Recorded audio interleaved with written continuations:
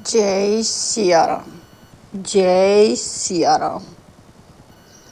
राम सिया की करुण कहानी, एक है चंदन दूसरा पानी। राम सिया राम, सिया राम, जय जय राम। राम सिया राम, सिया राम, जय जय राम। मास पारायण तीसरा विश्राम। सुनी बोली मुस्कान भवानी, उचित कहे मुनि बर विज्ञानी। राम सिया राम, सिया राम, जय जय राम। तुमरे जान का मुँह अब जारा, अब लगी शंभु रहे सबिकारा। राम सिया राम, सिया राम, जय जय राम। यह सुनकर पार्वती जी मुस्कुराकर बोली, हे विज्ञानी मुनीश्वरों, आपने उचित ही कहा। आपकी समझ में शिव जी कामदेव को अब जलाया है। अब तक तो वे विरक्त युक्त कामी ही रहे। ये उस समय का वर्णन है जिस समय माता पार्वती तप करने के बाद शिव जी से विवाह के लिए शिव जी भी तैयार हो गए थे। और उस समय सप्तऋषि माता सती के पास, पार्वती जी के पास आए और उनसे छल भरे मीठे प्रमोद युक्त आनंद पहुँचाने वाले वचन कह रहे हैं और उनसे मजाक कर रहे हैं।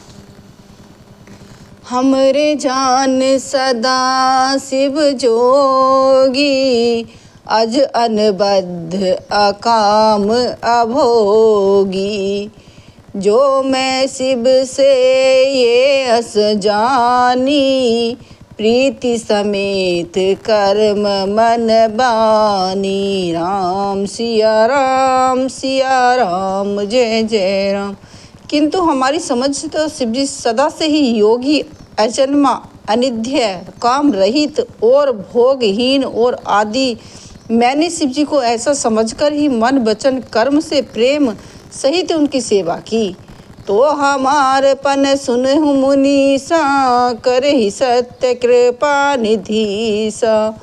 तुम जो कहा हर जार हमारा, सोई अति बड़ विवेक तुम्हारा।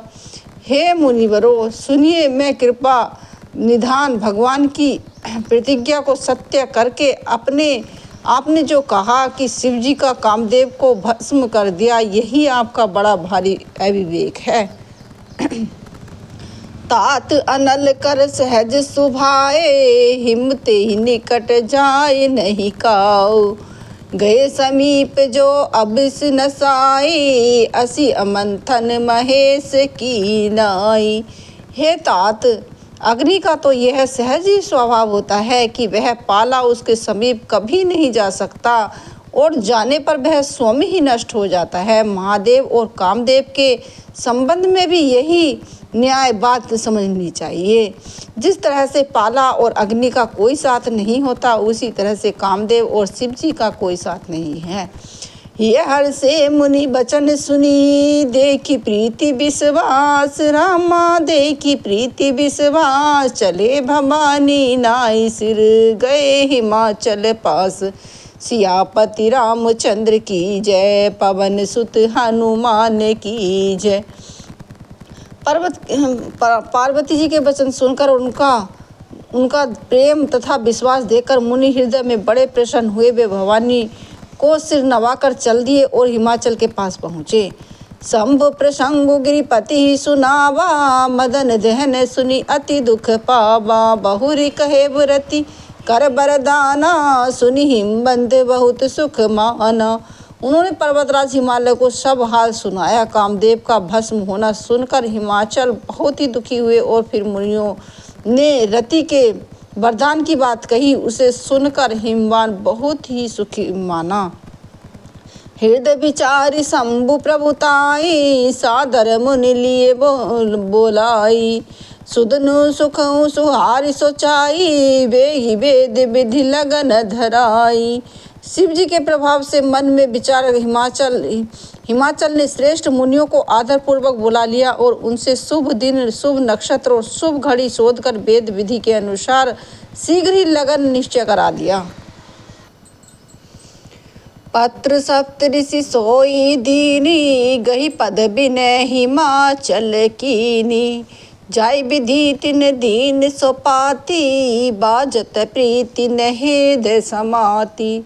फिर हिमाचल वह लगन पत्रिका सप्तऋषियों को दे दी और चरण पकड़कर उनकी विनती को की और उनसे विनती की और उन्होंने जाकर वह लगन पत्रिका ब्रह्मा जी को उनको पढ़ते समय उनके हृदय में प्रेम समाता नहीं था। यानी ब्रह्मा जी के ने जब वो पत्रिका पढ़ी तो उस समय उनका आनंद मग्न चित हो गया। लगन बाचियस सब ही सुनाई, हर से मुनि सब सुर समुदाई। सुमन दृष्टि नभ बाजत बाजे, मंगल कलश दहु दिशि साजे। ब्रह्मा जी ने लगन पत्रिका पढ़कर सबको सुनाई। उसे सुनकर सब मुनि और देवताओं का सारा समाज हर्षित हो गया। आकाश से फूलों की वर्षा होने लगी, बाजे बजने लगे और दसों दिशाओं में मंगल कलश सज गए। देवताओं में इतना हर्ष हुआ कि कथा में कहना बहुत मुश्किल है। लगे सवारन सकल सुर, वाहन विविध विमान रामा। वाहन विविध विमान, होई सगुन मंगल सुखद। करहि अप्सरा गान, सियापति रामचंद्र की जय। पवन सुत हनुमान की जय। मंगल भवन है मंगल हारी, द्रव्यऊ सुदशरथ अजर बिहारी। राम सिया राम जय जय राम। राम सिया राम जय जय राम। सब देवता अपने अपने भांति भांति के वाहन और विमान सजाने लगे। कल्याणप्रद मंगल सुगुन होने लगे और अप्सराएं गाने लगी। शिव ही शंभुगन करे ही सिंगारा, कहते हैं कैलाशपति। जटा मुकुट अहि मोर सवारा, राम कथा सुन पो पार्वती। कुंडल कनन पहिरे ब्याला, कहते हैं कैलाशपति। तन विभूति पट के रही छाला, राम कथा सुन पार्वती। शिव जी के गण शिव जी का श्रृंगार करने लगे। जटाओं का मुकुट बनाकर उन पर सांपों का मोर सजाया गया। शिव जी ने सांपों के ही कुंडल और कणक पहने, शरीर पर विभूति रमाई और वस्त्र की जगह बागंबर लपेट लिया। शशि ललाट सुंदर सिर गंगा, नयन तीर अभीति भुजंगा। गरल कंठ और नर श्री माला, असवि वेश शिव धाम कृपाला। शिव जी के सुंदर मस्तक, चंद्रमा सिर पर, गंगा जी 3 नेत्र, सांपों की जनेऊ और गले में विष और छाती पर नरमुंडों की माला थी। इस प्रकार उनका वेश अशुभ होने पर भी कल्याण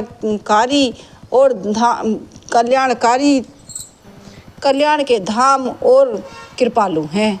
कर त्रिशूल अरुण डमरु बिराजे, चले बहई चढ़ी बाजहि बाजा। देखि शिवई सुर त्रिय मुस्काई, बल लायक दुहिनी जग नाही।